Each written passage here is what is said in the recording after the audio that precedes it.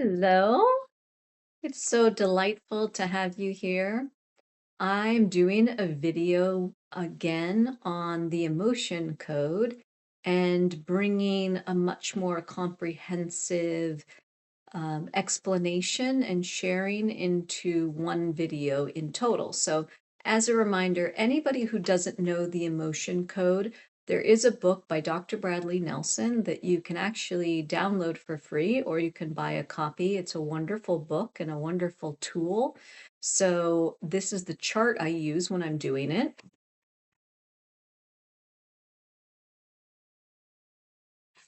So on this chart, you'll find two columns, A and B, and you'll find 6 rows. And you use muscle testing, and there are many ways in which to do muscle testing. If you're going to do this on yourself, you can explore and experiment teaching yourself how to do the muscle testing. I happen to use something called the ring and ring method. So you use your fingers as rings, and you get a yes and you get a no. And the easiest way to do it is literally just to practice with the most simple questions that you know the answers are absolutely yes or no. And then you learn to develop it like a muscle to strengthen your kind of confidence in it if you don't already have that understanding. So once you have that down, then you can begin practicing on yourself or other people. You can do it on animals, whatever you feel to called to strengthen that. You can be as general as, do I have a trapped emotion that can be released now? And you'll get a yes or a no. How I do it, and I think many people do, is you ask, is it in column A? If you get a yes, you know. If you get a no, you know it's column B. You can then ask, is it in an even numbered row? Yes or no. Is it an odd numbered row?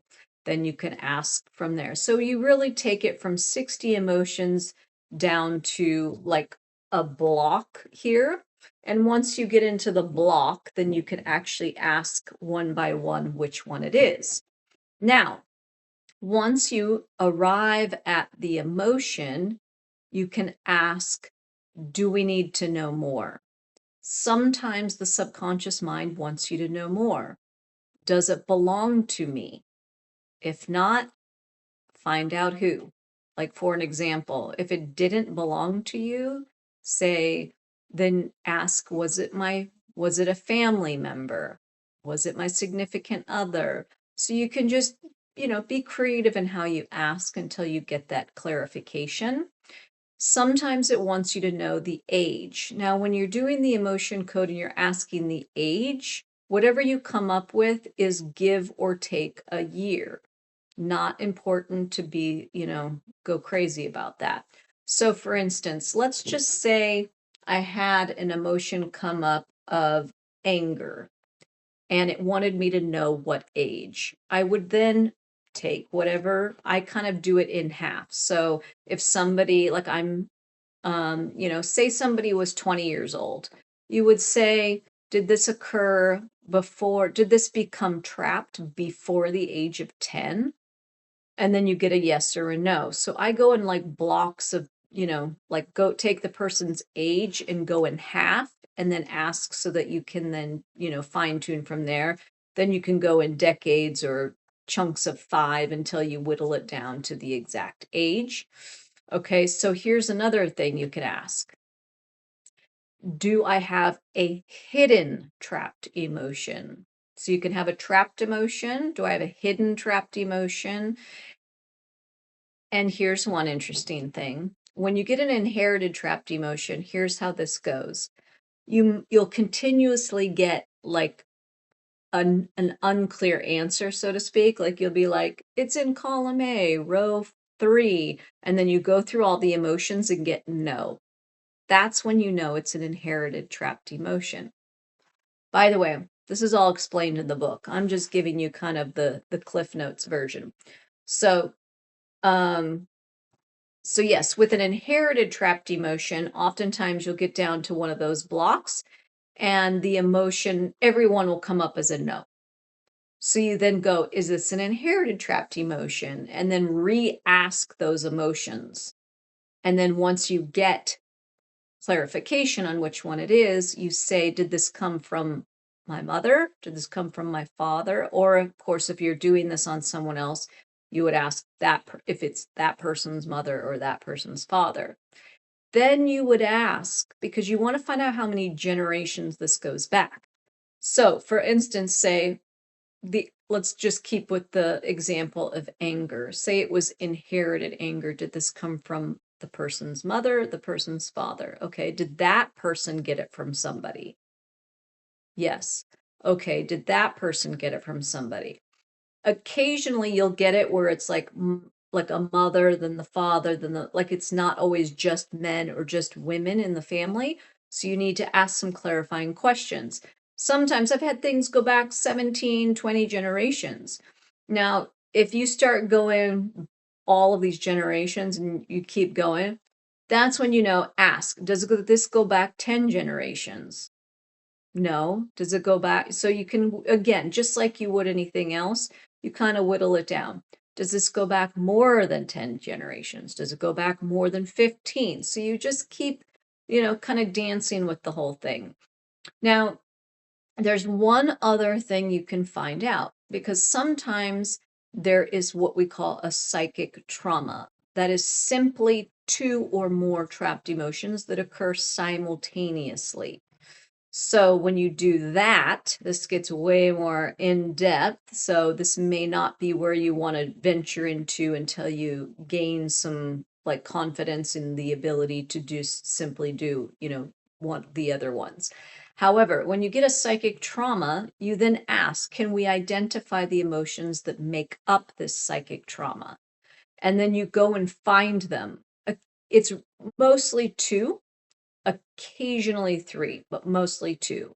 And then you always want to find out what age it was trapped, and then you would release it. Okay. Now, let's go over how you release it. This is very simple. Now, in the very traditional way, you use a magnet.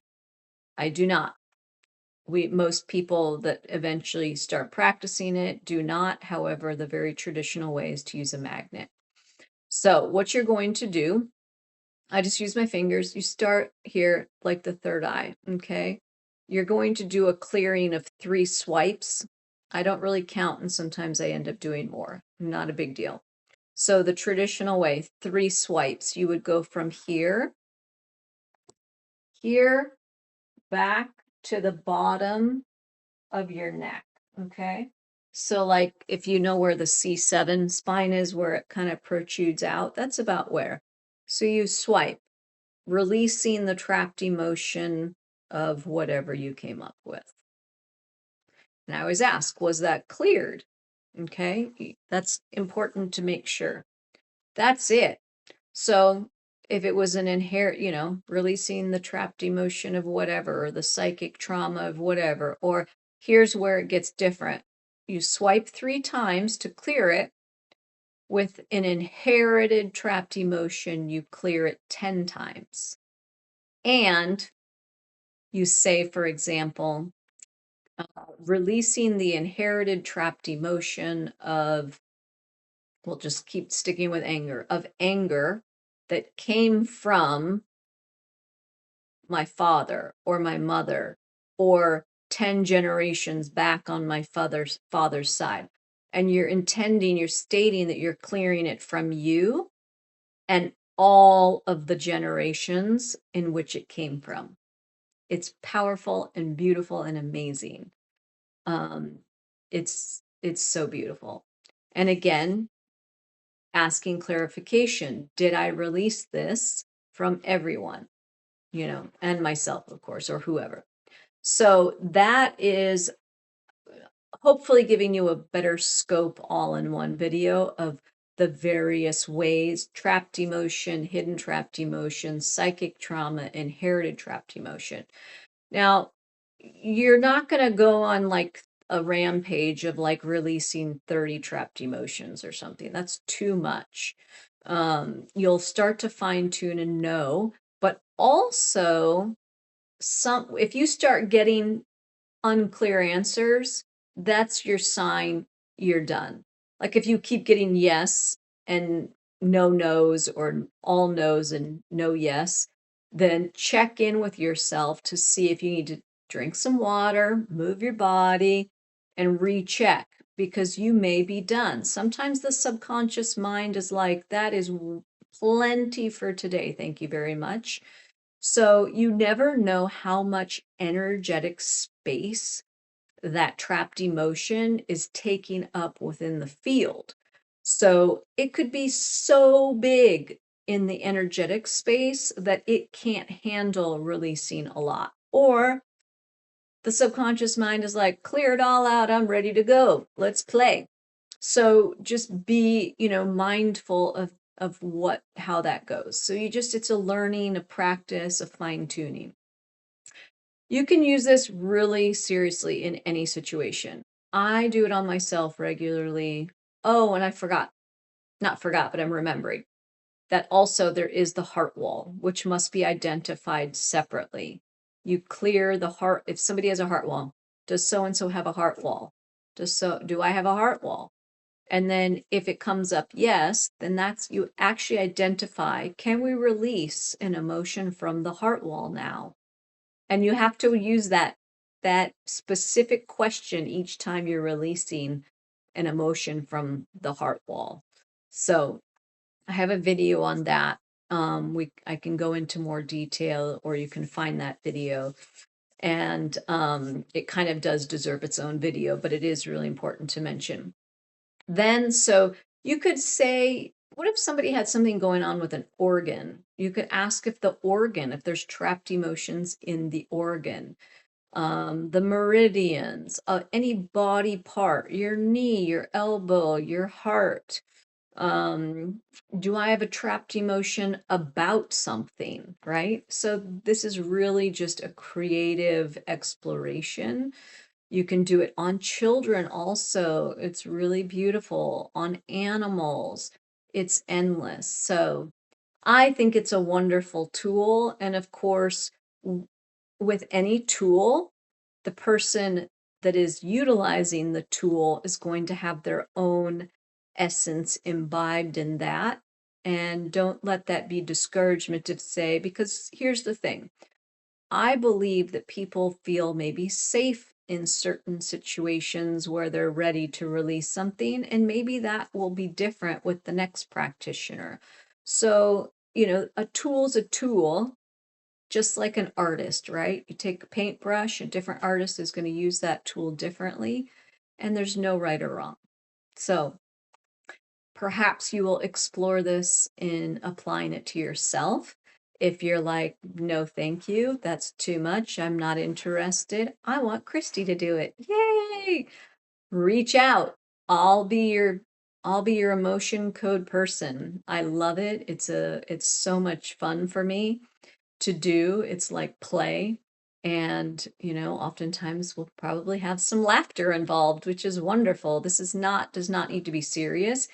And one of the things I want people to know, if it hasn't crossed your mind yet, we don't go into a story about where it came from or talk about it. This isn't a talking therapy.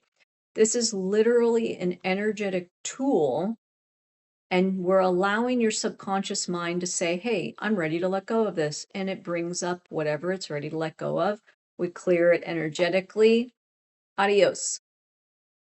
So this is wonderful when you don't want to go that route. We don't have to go in and hash out your whole past. We can simply bring up things, because here's the thing. Well, okay, I'm not going to go into that right now. This is already getting longer. So if you have questions, just drop them down below, and I'll be happy to answer. And then I could potentially even do a follow-up video of questions. So I hope that's helpful. I know it's helpful, just how you want to utilize what I shared. And I hope you have an amazing day. May this tool serve you, and may this video serve you. Blessings. Oops.